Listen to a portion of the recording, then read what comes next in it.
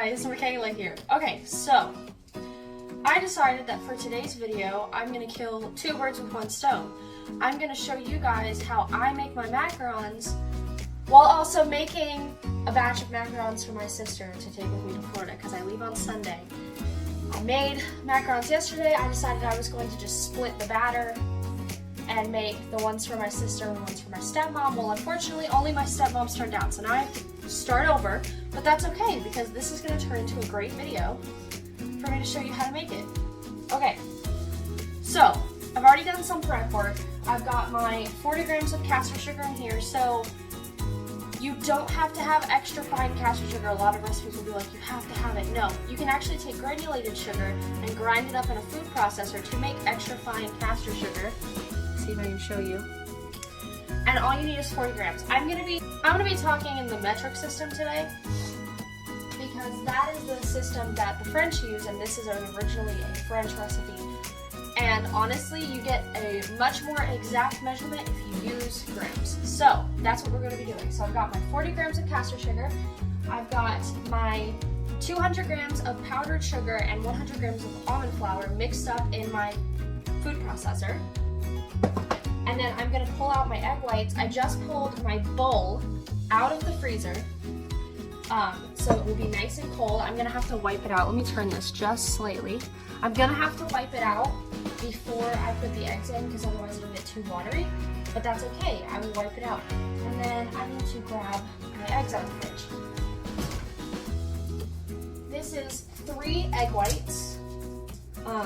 The amount varies, but honestly, it's okay if you have a little extra because no matter what, your dry ingredients are going to help sop up all that wetness. So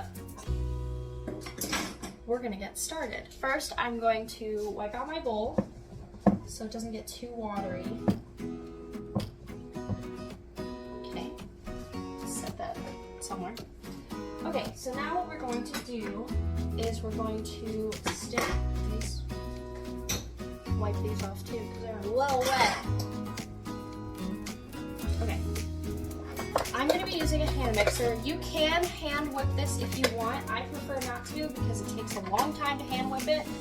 So I'm going to use a stand mixer. A lot of people that do the traditional recipe would say it is probably better to hand whip, but I've had perfect ones so far using an electric mixer. So what we're going to do is we're going to take, oh, and I've also right here, you can't see it, but I've got a pan with my silicone mat, which a lot of people would say just use the silicone mat, but I prefer to use the silicone mat and then also have a piece of parchment paper on top so the silicone mat doesn't get dirty, and when I get done, I can just wipe it off and put it away. Okay, so now we're going to take our egg whites, if I can get the container open without spilling it. We're going to put that in our cold glass bowl. I use glass because I feel like metal changes the taste. So I'm using a glass bowl, and we're going to take just a little pinch in our hand of sea salt. See that amount? That's perfect. Put that in the bowl. Put that away. And then we're gonna mix. So when I start out mixing, I do it on medium, and I pick the bowl up so it's only in this one little spot. Okay, once you get your egg whites, I'm going to roll up my sleeves because I'm getting a little warm. Once you get your egg whites to a point that when you pick it up, it is just barely holding a stiff piece, then do that. By the way, a second ago I said I do medium. I don't. On mine, it has 1 to 6. I'm doing it on 2. So it's not medium, it's low. So now what we're going to do is we're going to mix in our caster sugar, but we're only going to do about a teaspoon at a time. So I'm going to shake a little bit, mix, shake a little bit, mix. Okay, once we have that all mixed in, it should, let's get this off so it won't drip. It should look like this. It should look like a white, glossy mixture. This is the moment where you start putting in your food coloring. So I'm going to put in a drop of red food coloring because I have really strong red food coloring. By the way, I'm using gel food coloring because that's worked out better than using the like really liquidy stuff. So I'm putting in a drop, gel food coloring so it turns it pink. Alright, so now that our mixture is pink, now it is time to get as much off of our hand mixer pieces as possible. I'm sorry, I know that's really loud. And then we're going to fold in our dry ingredients. So I'm going to pull that off. Sometimes there's going to be a little extra that sticks. That's why it's okay when you have a little extra with egg whites, because it's going to stick to the whisk pieces. I'm going to stick my hand mixer over here. So now what we're going to do is we're going to take our dry ingredients.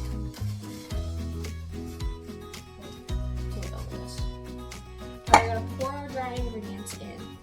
Yesterday, I accidentally made the mistake of not mixing them in the processor before I put them in, so I accidentally have them come out in 2 separate mixtures, which you're not supposed to have. You need them to be completely mixed, and the reason that you mix them inside of the food processor is because it gets rid of all the clumps. So let's use our spatula to get a little extra. Now, I use a small spatula when I'm folding. Any recipe will probably tell you to use a large metal spoon, but I prefer using a spatula because then I can scrape the bowl, and I've had great results using this spatula so far. So what we're going to do is we're going to fold it, and we're going to do it in a figure 8 motion. So we're going to scoop and fold, scoop and fold. And you're going to do that until the dry ingredients are completely incorporated.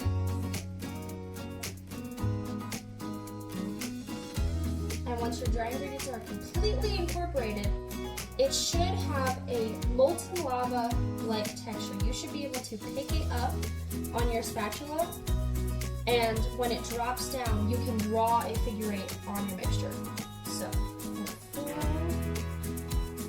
I'm sorry that you can't see it. I don't have the means to make it so that you can see over my shoulder. Fold it, and as you can see, I'm folding it relatively slowly, because if you get too much air in your batter, it will crack. So I think we've got our dry ingredients completely mixed in, so now I'm going to pick it up. And I'm going to, okay, so it doesn't seem quite like it's ready, so we're going to fold it just a little bit more. Make it a little bit more liquidy. I'm going to scrape off the sides. Okay, we're going to pick it up. Oh, pick it up. Be able to draw a figure 8, and I can. So now what we're going to do is I have a piping bag prepped and ready to go. It's got a 1-inch piping tip on it, and we're going to put our mixture in the piping bag and get ready to pipe our macarons. One thing to note is I had been using these reusable rubber piping bags for a long time. They actually ended up, they worked fine. It was just over time they got really gross and I couldn't really use them anymore. My mom recently got me some new piping bags, and they are felt with a silicone lining, and they are completely washable. Obviously I still wash them by hand because I don't want them to get damaged, but they are completely washable, and I have had no issues with them so far, although this is only my 2nd time using them. So I don't want to say something and then someone else goes to use them and they're not as great as I'm talking about. So, and as you can see, I'm getting as much off of the glass as possible. Trying to get every little bit, so I'm scraping the sides, getting as much as I can, so I have as much batter as possible. Okay.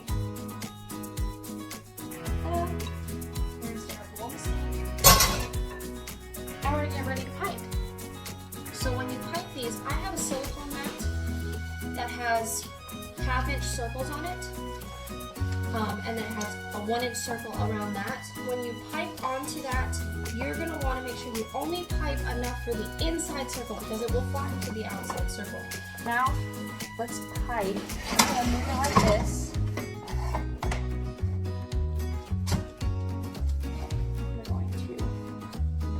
Mixture. So we're going to pipe and pull, pipe and pull, pipe and pull. We're going to do that until I fill up about 3 lines. There's 5 lines of circles on this mat, but because of the shape of my pan, I can only do about 3 lines. Circle, pipe and pull. You want to make sure that you are straight up, because if you do it at an angle, it's actually going to make piping them a little bit harder. Alright, so I've piped 3 lines. I'm going to stick it back in my cup and I'm going to stick it in the fridge so it stays cold. And now what I'm going to do is I'm going to shimmy, shimmy, shimmy, shimmy, shimmy, and tap it to get rid of all those air bubbles. Alright, so now that I've gotten rid of the air bubbles, I'm going to leave it here and I'm going to let it set for 30 minutes. A lot of recipes will tell you to just do 15 to an hour. I think an hour is a little too long, but if you want to do it for an hour, go for it. 15 minutes is not enough. 30 minutes should be the minimum. So I'm going to let these sit for 30 minutes, let them form their shell, and then I will be back to put them in the oven. Okay, so I haven't put them in the oven yet, but I decided that I was going to go ahead and put our frosting in a piping bag before I let these finish. So I'm going to move my pan somewhere. Don't ever let your pan sit on the stove, because the thing about letting it sit on the stove is the back burners typically have some of the heat from the oven come up and it will start baking the macarons on the pan. So don't let it do that. That's bad. So I'm going to stick my pan over on the table real quick. Okay, so now that I've got my pan over there resting, I'm going to show you how I stick my piping bags in a cup, stick their couplets on, and put frosting inside of it. So I'm going to grab a cup from my cabinet real quick. So what you're going to need is you're going to need some sort of cup. I use really big cups, so my mom has gotten these really big Alabama cups. And I'm going to use that. And then I need a couplet set. And I need to pick a piping tip. Don't ask me what it is. I'll show it to you. I'm using this piping tip. I don't remember what it's called at this moment, but that's what I'm using. So what you're going to do is you should have 2 of these plastic pieces and then your piping tip. And what you're going to do is you're going to take the longer plastic piece and you're going to stick it in your piping bag all the way down to the tip of your piping bag. Once you've got it there, you should be able to stick your middle tip on top, and then your ring, you should be able to put it on and then start spinning it. Now that I've got my piping tip on, I'm going to put it in the cup. Now the way that I put it in the cup is I put a kink like this, and then I stick it down in the cup, and I'm going to take this edge and I'm going to fold it over the edge of the cup and stick my hand inside to spread it all to the edges. That way I have a place to put my frosting. So we're going to open up our frosting. Typically, I would make, that's right. Okay, sorry, that frosting was for the ones that I made for my stepmom. I made the Fruity Pebble one, so I used a vanilla buttercream to balance it out a little bit because I want the Fruity Pebble flavor to be able to come through. So this one, I'm actually making for my sister, and they're strawberry cream cheese. So the macarons are vanilla flavored, while this is going to be the main event. I'm going to have a strawberry cream cheese buttercream.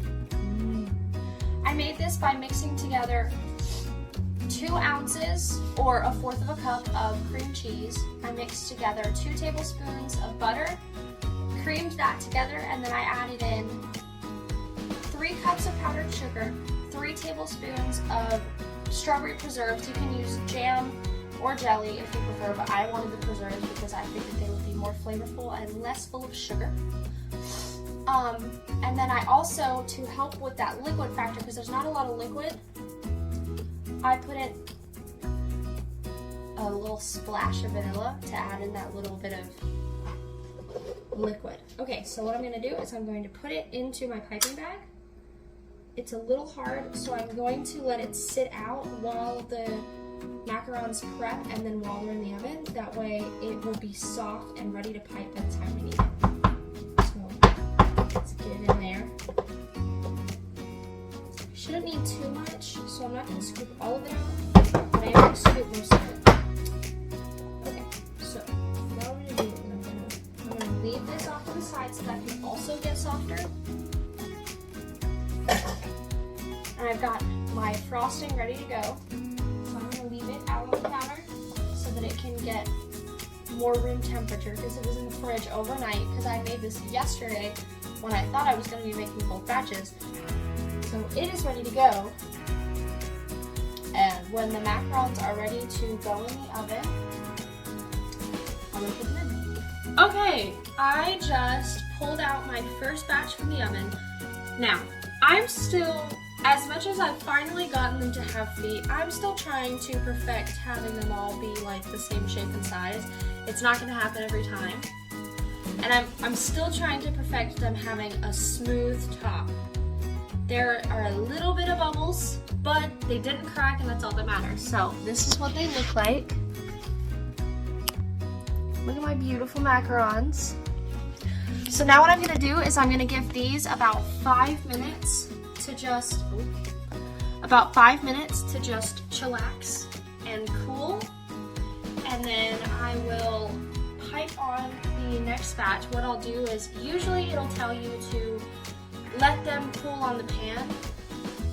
Personally, I don't think you have to, as long as you give them a surface to cool on. So what I'm gonna do, I'm gonna pull out a cooling rack, and I'm gonna set it on my table, and I'm going to set this batch on the cooling rack and put down a new piece of parchment so I can pipe a new batch of them, because I still have a bunch left, so I'm probably going to be able to get about 2 more pans out of the batch that I made, and then I will be able to assemble them. I'm very excited to see what they look like. I wanted to go with a pale pink because they're supposed to be strawberry cream cheese, so I was like, that'll be perfect to go with the pale pinkness of the buttercream. So I'm super excited. We'll be back. Okay, so our first batch is completely done cooling, so I'm going to very carefully, very carefully, so I don't crack them or break them, I'm going to pick them up tightly like this, and I'm going to transfer them over to the cooling rack. And now I'm going to cut out a new piece of parchment. So I'm going to grab our scissors and our parchment paper. I like, because of the fact that my pan, I don't know if you can see it, but my pan is too small for my silicone mat.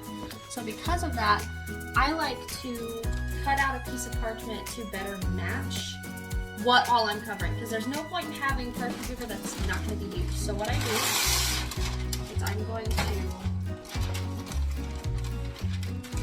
it like this. Maybe. I'm going to put it like this and match it to the edge.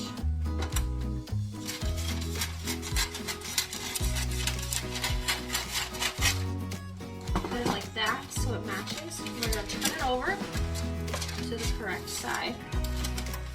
And then I'm going to cut it off right at this top portion.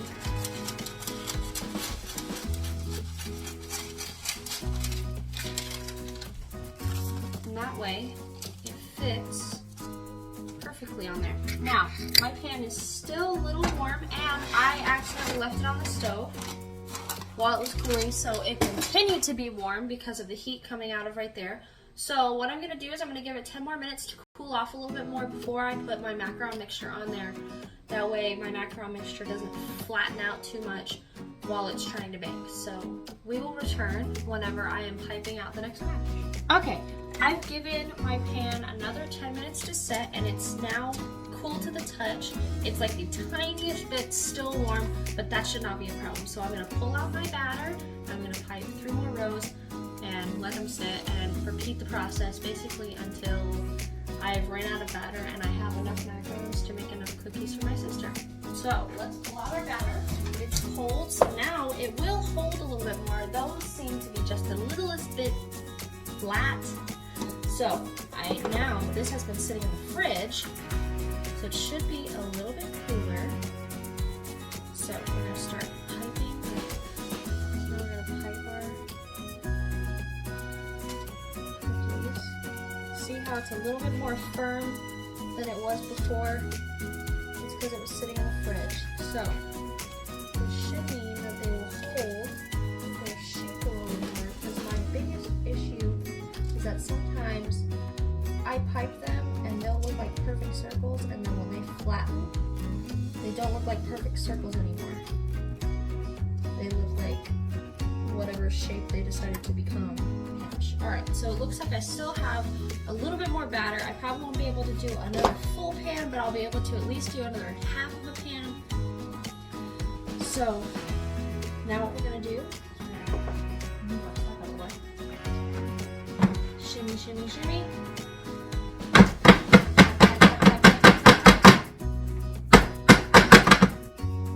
Alright, our bubbles seem to have popped. They still need to sit, so we're going to set another 30-minute timer.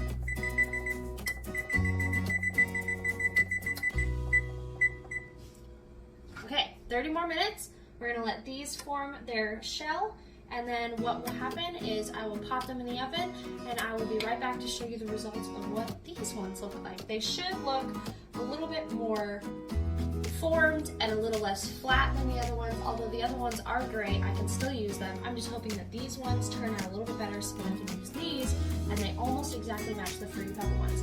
Later on, after I finish piping these and getting them all put together, I will pull out the container with the Fruity Pebble ones, and I'll show you those as well. And I can also kind of walk you through a little bit how those were made. But for now, I will be right back. Okay, so I've pulled my second pan out. So we're going to, I have decided I am going to use the rest of the batter to make another pan, just because I want to be able to have more to work with. And I think it would be nice to have some extras that I can try and my mom can try. So I'm going to let these cool. But while I do that, I'm going to start pulling the other ones off of their parchment paper.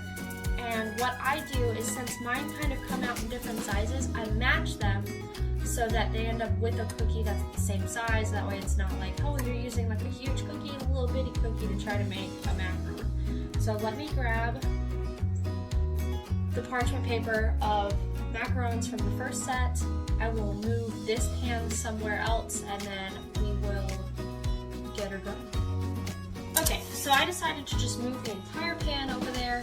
That way it would just be easier for them to cool and the pan's not in my way. So we're gonna get it started. I'm gonna move the camera, that way you guys can see exactly what I'm doing, and then we'll continue. Okay, so I moved the camera down slightly, that way you can see my workspace. Here are the first set of macarons. So the way that you pull a macaron off is you're going to very carefully pick up the parchment, and you're gonna hold it and just peel the parchment off, and it should come off completely smooth. Now, obviously, I'm not gonna be able to use these two because they kind of morph together, but I'm still gonna pull them off the parchment paper. That way they're out of my way so I can pull the other ones off. So I'm gonna pull all of the macarons off, and then we can start piping, and well, then we can start matching and piping them all together. Okay, I'm gonna take any of the ones that look a little wonky and put them off to the side. So the two that work together, the ones that are kind of sideways, ones like that, and then I can see the ones that I can work with. Whoop! Oh no! It's okay. I'm sorry. Okay, so now I'm gonna start matching my cookies, finding the perfect matches so that they can become a sandwich. Okay, so we have 3 little odd mans out, but that's okay because we're going to have the pan that's in the oven currently, or not the pan that's in the oven currently, the pan that just came out, and then the last pan will have some more to kind of match with. So now what I'm going to do is I'm going to grab my frosting. It should be pretty much ready to go because it's been sitting out this entire time. So I'm going to pick this up.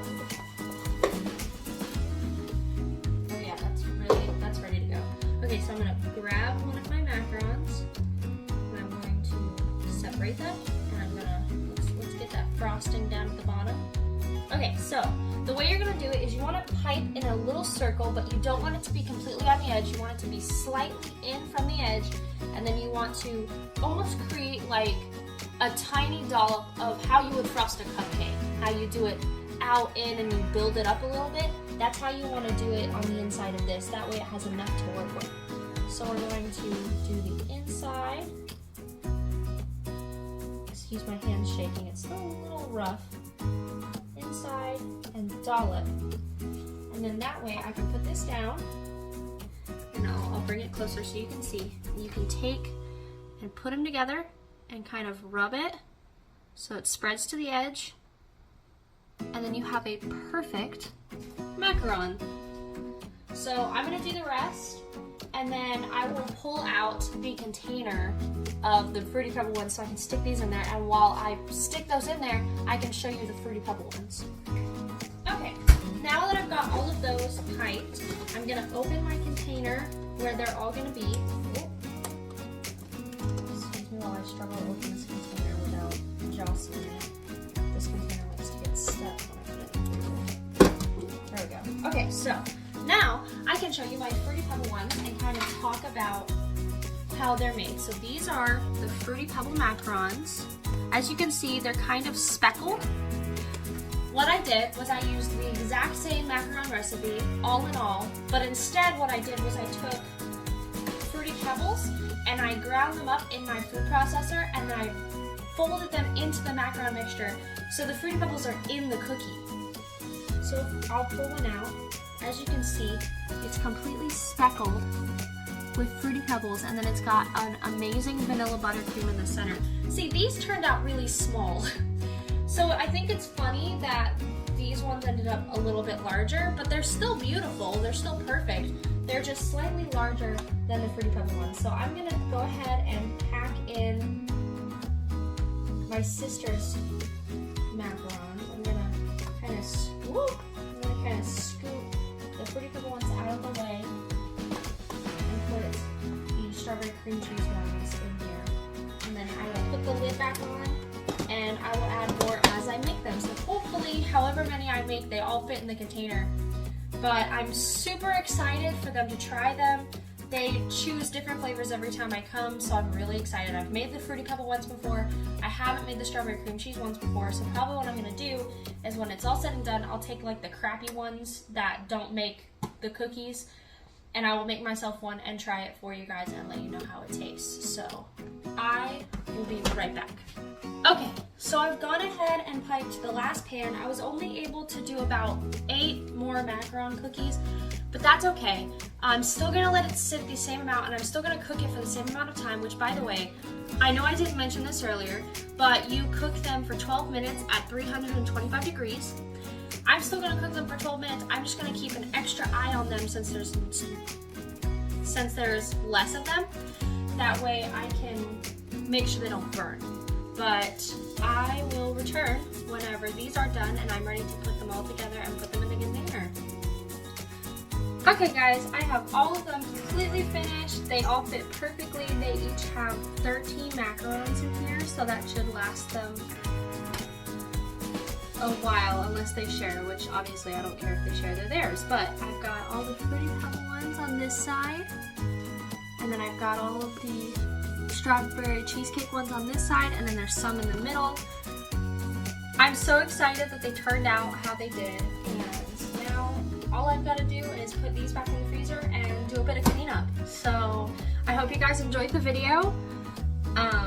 If you made it to the end, because obviously I know that this has been longer than my other videos, but this seemed like such an important thing because I feel like some people want to tackle hard baking things, but they're like, oh, I don't know because it seems really hard.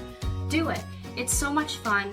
It took me 2 years to get where I am, but now that I know, I'm able to share all of my tips and tricks with you guys. So I hope you enjoyed. Let me know down in the comments what your favorite thing to bake is, or cook. If you don't like to bake, what's your favorite thing to cook? Alright, I hope you guys enjoyed. Bye!